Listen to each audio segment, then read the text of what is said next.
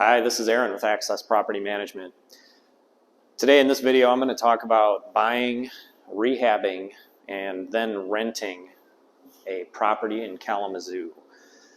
Talk a little bit about the most commonly found errors, I will call them, in a rehab that do not comply with the rental code for the city of Kalamazoo. And I guess one thing I want to be clear on is you can make a really nice rehab and still not hit the rental requirements for the city of Kalamazoo.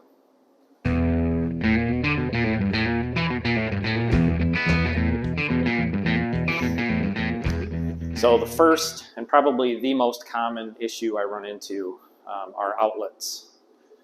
So the city of Kalamazoo has some requirements for outlets that are very commonly missed. So you can see on this one, it's been painted over.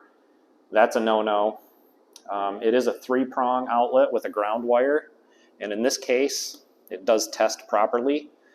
If it had open ground, then you would have to replace this outlet with a 2-prong outlet with no ground wire. Another solution for that would be to replace it with a GFCI outlet, label it no equipment ground, and then you would be okay also. A fire extinguisher. Fire extinguisher does have to be mounted in the path of egress, so in and out of the home. This one is questionable. It is in a threshold, but it's not an exterior threshold, so we'll see what they say about that. I want to come over here and show you another outlet. This one has been replaced. This one would pass. This is a 2-prong outlet, brand new, no paint, attached to a 2-wire electrical system, so that would be fine. And in here, I want to show you another one that will not pass.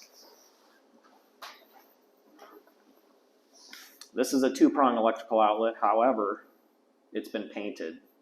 So this one would have to be replaced with a clean 2-prong outlet. Windows are another common one, especially with the older homes. You've got these old wood windows.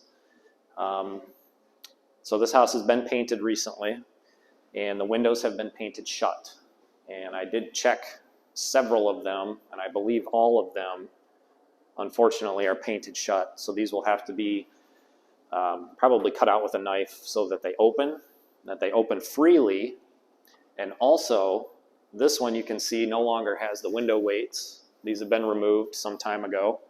It does have a lock, but probably what's going to happen when we unstick this window is it's not going to stay open by itself. So the solution for that usually is to install, they make springs that you can put here between the sash and the frame, so when you open the sash, it'll have some pressure up here and it will stay open on its own. This one you can see the window weight has been cut at some point, so again, it probably won't hold open on its own. Usually one window weight is not enough, I've found. So make sure your windows operate, make sure they stay open, make sure there's no cracked glass. Here we have a stairway, and this does comply. What we're looking at here is a 3-way lighting system. So I'm going to turn off this hall light. Now you see we've got a light here, and we can turn it on and off from down here. And I don't know if you can see it, but right there is a switch. That is the 3-way switch for the top of the stairs, so that you can illuminate the stairway or hallway from either side. And one other common thing, although it's becoming less common, I used to see these more.